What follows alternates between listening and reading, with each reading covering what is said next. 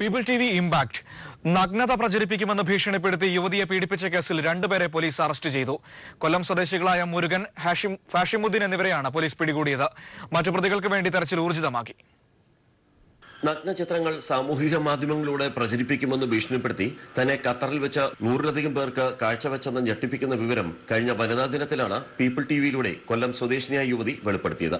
ഈ കേസിലെ മുഖ്യപ്രതികളായ ഗുലാമി, അനുമോൻ എന്നിവർക്കായി പോലീസ് അന്വേഷണം തുടരുന്നതിനിടെയാണ് ഇതേ യുവതിയെ കൊല്ലത്ത് നഗ്നചിത്രം കാട്ടി പീഡിപ്പിച്ച മുരുകനെയും ഹാഷിമുദ്ദീനെയും പോലീസ് പിടികൂടിയത്.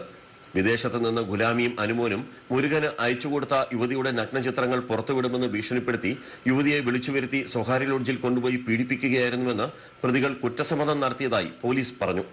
മറ്റൊരു കേസിൽ സാക്ഷിയെ ഭീഷണിപ്പെടുത്തിയ കേസിൽ റിമാൻഡിലായിരുന്ന മുരുകനെ അറസ്റ്റ് രേഖപ്പെടുത്തി കോടതിയിൽ നിന്ന് കസ്റ്റഡിയിൽ വാങ്ങുകയായിരുന്നു. ഹാഷിമുദ്ദീനെ കോടതി റിമാൻഡ് ചെയ്തു.